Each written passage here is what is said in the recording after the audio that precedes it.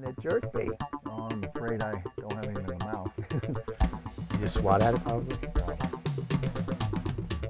Maybe we should pass jerk baits all around. Yeah, I think we might have to. They swatted at it. Yeah, they swatted at it. Okay. Well, we won't hold that against him.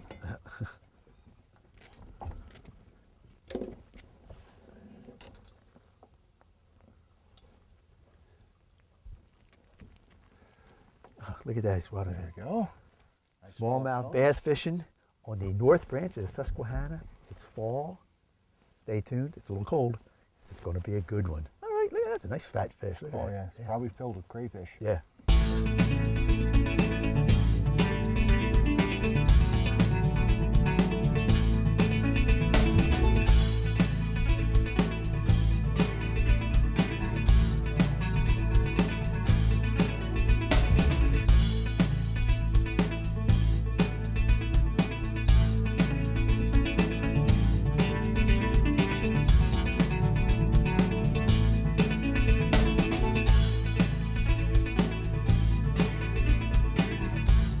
There's a nice smallie. Caught your jerk bait. Yeah. We're on to something here. Come here, sweetheart. You can come up here. I'll bring you in. Another nice smallmouth. Very nice. I'm up on the north branch of the Susquehanna River with my good friend Lance from LD Guide Service. Nice thing about it, he always invites me up when it's good fishing. Right. Lance, talk about what we have here, what time of year, and what we're really doing up on the north branch here. Well, we're up here in early October. We're up for the fall bite. The fish are starting to turn on a little bit. They're feeding up for the winter. You can see he's got a very big belly to him. He's probably filled with crayfish, even though we're using jerk baits. He's a solid fish. But they're getting very aggressive, and the jerk baits are working. We're bringing them in 3 to 4 foot of water just off the top of the rocks, and those fish are down in the rocks, and they're coming up to just over the top of the rocks and nailing it. Actually, one of the good things about it, we didn't have to get too up. We had to get up early to get here. Right. But the fishing doesn't have to start too early, so you have to wait till the sun gets up on the water. Yeah, let it get a little bit warm. We started out at, say, 54 degrees, which is pretty good. But when that sun came out and raised it just a couple of degrees, we did great. All right, let's get back and catch some more fish. Great.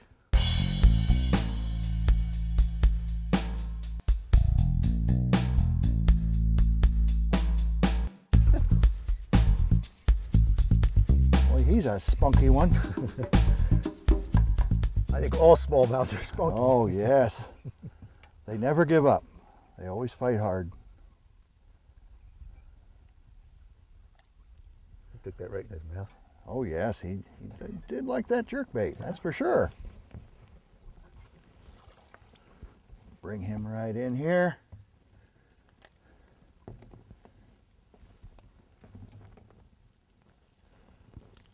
Okay, very nice. Take this out quickly. Boy, those fish are fat. Man. Beautiful colors this time of year. That's beautiful. Beautiful. Nice Susquehanna smallie. Now, Lance, you mentioned Susquehanna smallie, and I had mentioned the north branch.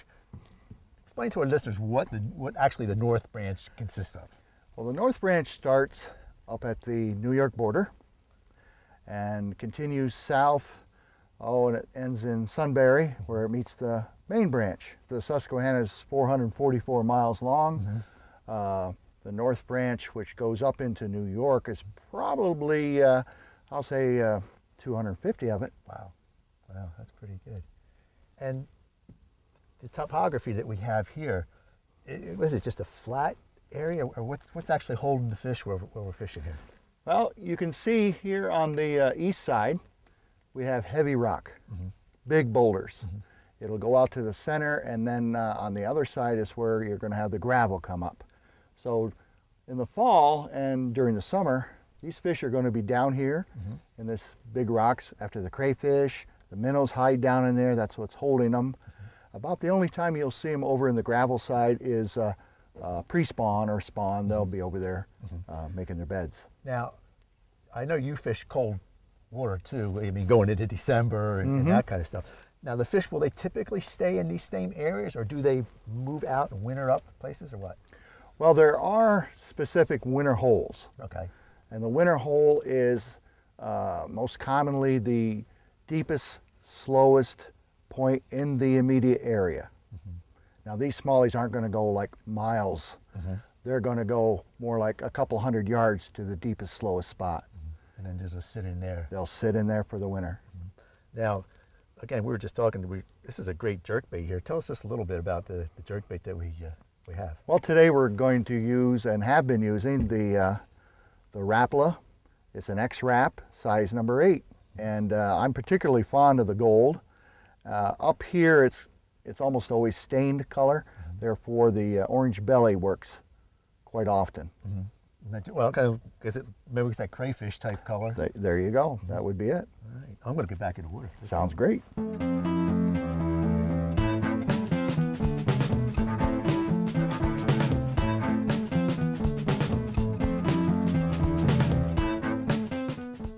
know what? These fish just fight so hard. They just never give up. Just never give up.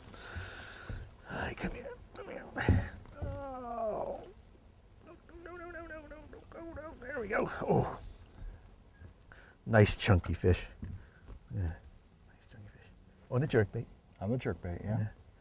Now, as we moved a little bit up through some real shallow water we ran through.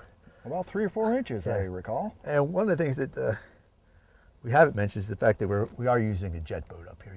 Pretty much a necessity, am I correct? That's correct. That's correct. You'll never get into the remote areas without a jet boat. Yeah. You would have the option to go to one town and float all day to another town, but you are committed for a long day. A long day is right. Pop this out. There we go. Nice fish. Nice fish. Nice fish. All right, get back in there. What I was doing, and I was laughing about it, with the jerk baits, and again, you had mentioned it, during the wintertime, you really have to slow the bait down and wait what? Oh, sometimes 5 to 10 seconds. It's an eternity, you think. Yeah, because you're just waiting there. And what we're doing here, again, it's a jerk pause. Or now, do you vary that much, Lance, or do you just stick with the usual? No, I vary it. I want to see what the fish want. Today they want a little bit more of an erratic, because every time we jerk it, that jerk bait's going to flash on its side. So it seems to me in this algae stained water, they want a little more of that flash. And we got the sun on it, so it'll do it. And you just, That's right. So you're actually pulling it pretty hard too. You're really Jerking it down pretty good. Bringing it down. Really making it flash. Yeah. He really slammed it. Oh, he got off. Just using that jerkbait, but the sun has come up and raised the water temperature up, what, about 3-4 degrees? That's correct, yeah. So these fish are reacting a little bit. That was a good hit, that one. That was a good tap. I noticed he slammed it. Yeah, he came out. We were just talking about how they weren't jumping. Right. Seems like you jump. Lance, I mean, that was a smallmouth and a nice one. What other fish do they have up here in the North Branch? Well, probably our second most popular fish is the walleye. We get quite a few in the cooler waters. Wouldn't surprise me if we got one today.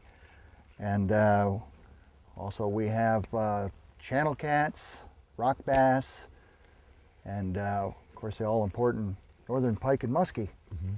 Now, are they plentiful, or again, do you just sometimes? Well, the muskie are kind of far and few between.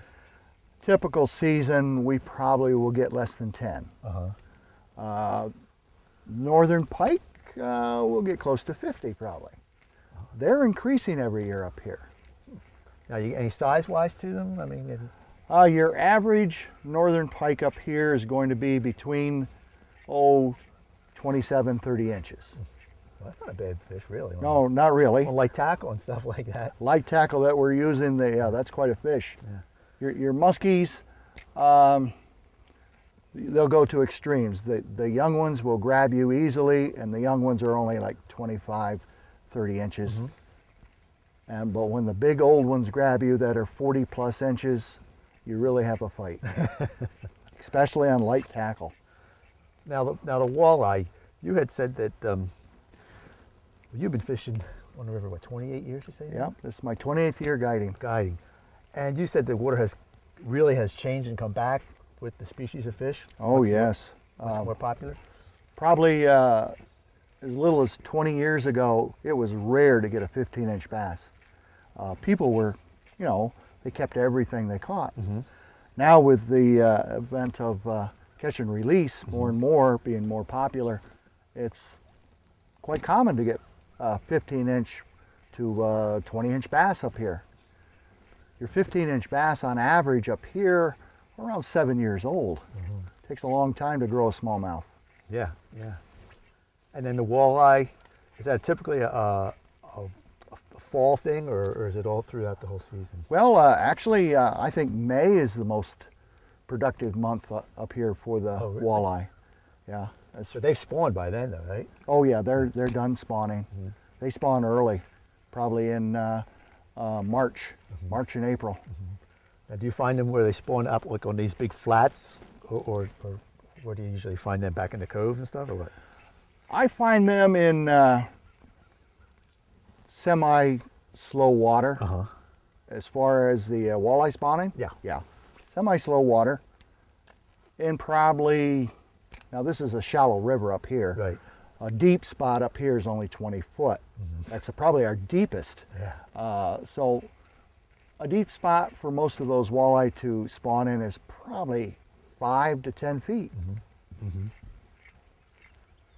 And it's not, you won't be surprised if we caught some today. Oh, it wouldn't be. This water is cool. Now the bright sunlight is a little deterrent. Right. The walleyes traditionally don't like it, to come up against it, but it wouldn't surprise me at all to catch a walleye. I know it's not surprising me catching smallmouth. That's right.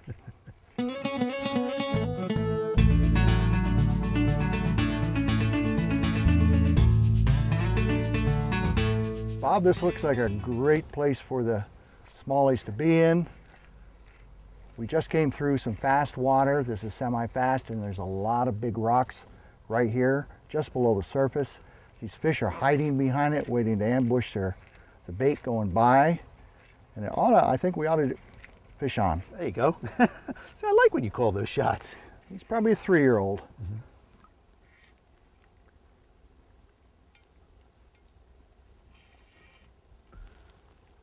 There we go. Well, we got the front. I'm going to straighten this boat just a hair bit here so we don't smack the rock coming in behind us. Yeah, that'd be a good idea. Yeah. And we'll bring this little old fish right up here.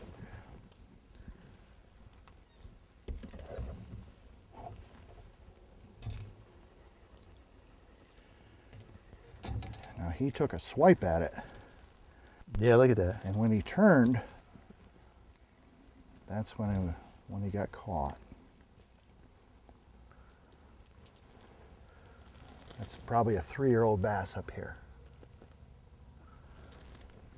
Okay, youngster, thank you. And grow up and give us a thrill a year from now. You know, Lance, you had mentioned it, that the fish took a swipe at it. Well, actually, a lot of times they're not really trying to hit. They're just whacking at it to stun it.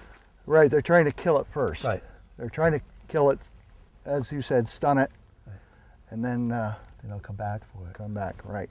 There we go, like that. There you go, just like that. He's a little guy. Again, it was a pretty good spot there because there's a rock and the eddy behind it. Just like the book shows, right? Right. And then, the second time they come, when they slap at it, then they'll get it. These are the ones that make me scared. Open your mouth. Open your mouth.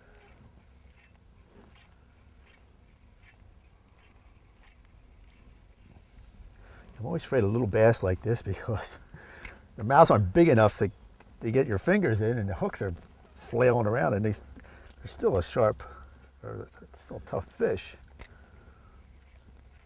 Look at that little thing. Gosh, you didn't come off a piece of prime structure there that we're fishing.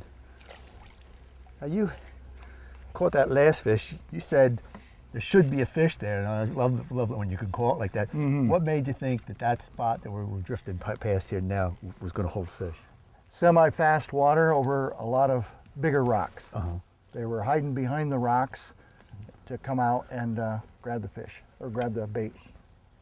Yep, it was prime area. We're in what I call skinny water, shallow water. Absolutely. One of the things that you really I'd like you to talk about is the boat control. It's really important to put you on the fish and to keep you from wrecking yourself too. That's right. Yeah. So tell us how important it is to have this boat under control, even during not only this low water, but even in high water. Well, right now we're coming down through an area, and as a matter of fact, the trolling motor just scraped a rock right there. The idea is to come down through this faster water where the fish are holding, and not get into any accidents or not hit anything. So what you have to do is you have to constantly keep this motor under control, keep the boat straight, look behind you, look down current, look where the riffles are, the rock riffles, and that'll tell you where the rocks are and tell you how to get around them.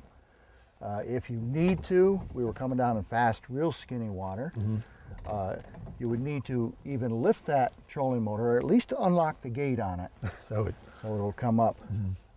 If it's unlocked, you can press down on your trolling motor, it'll come up with the force of the blade.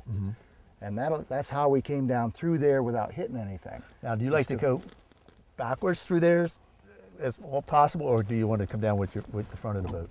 I always like to come down backwards. I like to use the trolling motor to slow us down. That'll give us more time in the fishing area, keep us in the target area longer. And of course, when you're guiding, it always gets your guest the first. I said, well, I'm going to try to get my first shot here.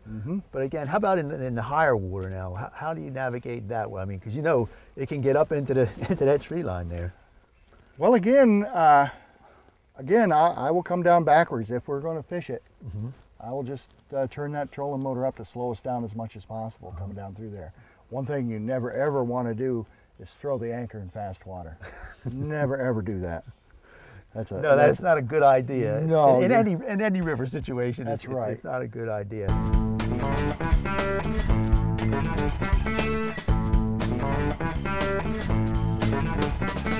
Right off the wall on the edge of that gate in there.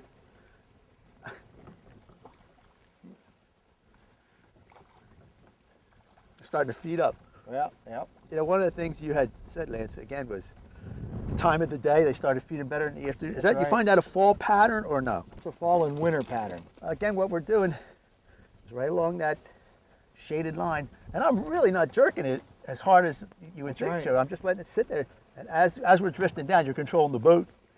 It just swings around. As soon as it starts to make that turn, they're popping it. Popping it. Yeah.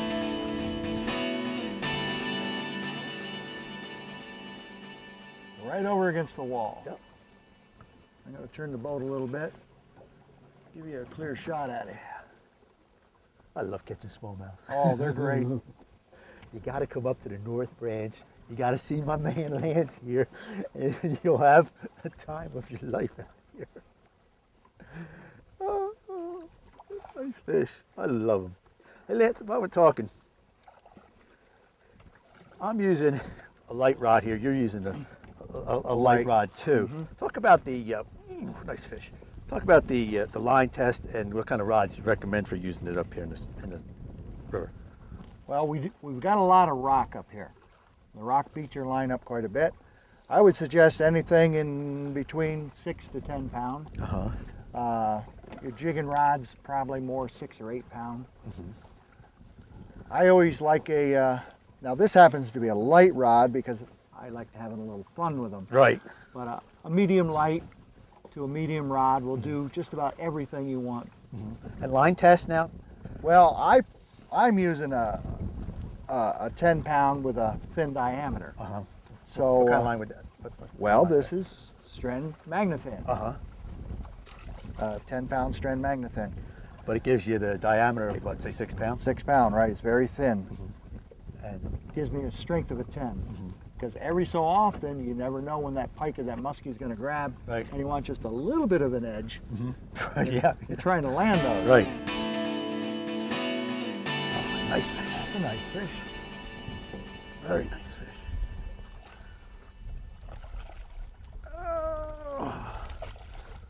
Oh, you know what? I'm getting too old for his bending over. Can't these fish climb up here?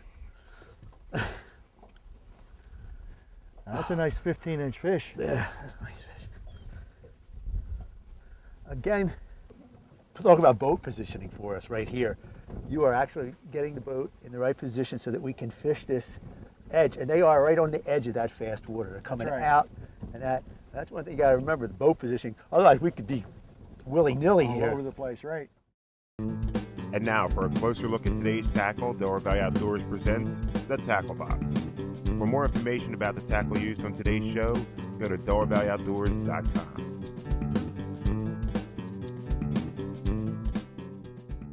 Lance, we're here at the tackle box section of the show, and we were almost one-dimensional today with the jerkbait situation, but you recommended a number of other baits that you could use in the river through fall, through springtime.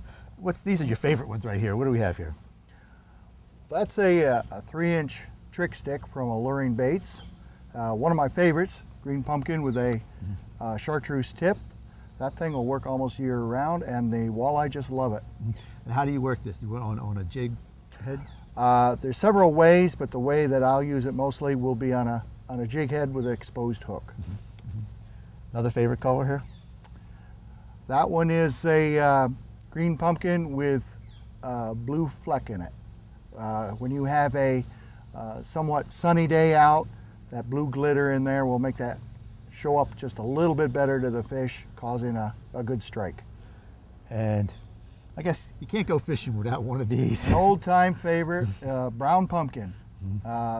You can always get a hit on brown pumpkin. Now, is that more of a summertime bait or more of a year-round bait? Doesn't really matter. Brown pumpkin is definitely a year-round bait. That shows up nicely in the water. The only time you do have a little trouble with it would be in a muddy situation. Okay. Now here's a bait that I'm surprised that I'm used to throwing big spinner baits. You guys throw smaller spinner baits up here. Tell me what we have here. That particular spinner bait is one that I made up specifically for dirty water, muddy water, and when it's just about dark out. We call that an LD thumper. You can see the blade is a number 4 Colorado blade. And it's got a 1/4 ounce weight on it. Again, you can put a trick stick on that or just about any plastic on it. But the advantage with that is you can go very slow along the bottom with a heavyweight jig. That big Colorado blade holds up the heavy weight. And you get a good spin on it, so you don't have Good to really spin on it. Yeah. The fish can see that flash from quite a distance, and the vibration is fantastic. And you said you liked the gold color, the copper color blades. Most of the time up here on the North Branch, we have stained water. And in stained water, I really like the gold. If we had clear water, I would go more towards the silver. And a single blade, no double blades? This is what you find that works the best? In the spring, we do some with double blades, but the single blade will work year round. In the spring, sometimes we'll use a double blade, a bigger spinner, just because we try to get a muskie or a pike on them. And you can't go smallmouth fishing without using a crankbait. Oh, it's an old-time favorite. And what's this one here? This is a great one. Well, that's a Rebel crayfish crankbait. And it's got BBs in it. It's made for, that particular one is a deep diver that'll go down to 6 foot, dig them up off the bottom. Again, we have stained water here, or it's a good in a muddy water situation, and it just plows the bottom. Yeah, because that'll make it almost looks like a crayfish then when you get That's that puff right. of mud coming off of that and really attracts them. Now, do you fish this, again, springtime through the summer and the fall, or just springtime? I use this mostly in dark water type situations. It wouldn't matter to me what time of the year it was really. Now, it's not a cold water bait. You have to go slow in the cold water, as you know. So that's a chase bait, so I would do that more in the warmer water. Okay, so now we have the bait that we tore them up with today. Right. And this is your favorite bait. Tell us a little bit about this one. Well, that's a Rapala X-Rap Extreme, size number 8. And that happens to be their gold color. With the gold, anything with an orange belly seems to work great here. And this is a suspending jerk bait. Suspending jerk bait, neutral buoyancy. And again, how we worked it was just twitching it and then just letting it sit there, and then this fish would and as you found out, you had to see what the fish wanted, a fast jerk, or today quite often they wanted it slower. It's a slow moving bait. And again, just suspending there like that. Okay, one other thing that quickly, if you recommended somebody to come out here, what size rod, what size type of reel, and what size line? Well, as I tell folks, any rod will work, but some rods you'll have a little more fun with than others. I like to use, I recommend a medium light rod, 6.5, 7 foot long, with a fast action tip. That will probably do most of your, take care of most of your needs on the river. And 6, 8, 10 pound test, whatever you feel comfortable with? Yes, they will all work. I happen to use a 6 pound, or I'm sorry, I happen to use a 10 pound Strand Magnathin, which has 6 pound diameter. It gives me strength in case I get that musky on, and it gives me a fine diameter for long casting. And that's the tackle box.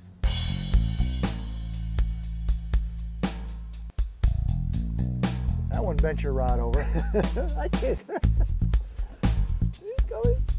Get up here.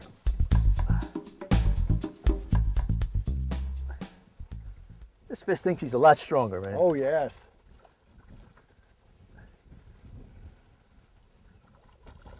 All right, come here now. All right, come on, just let me touch it.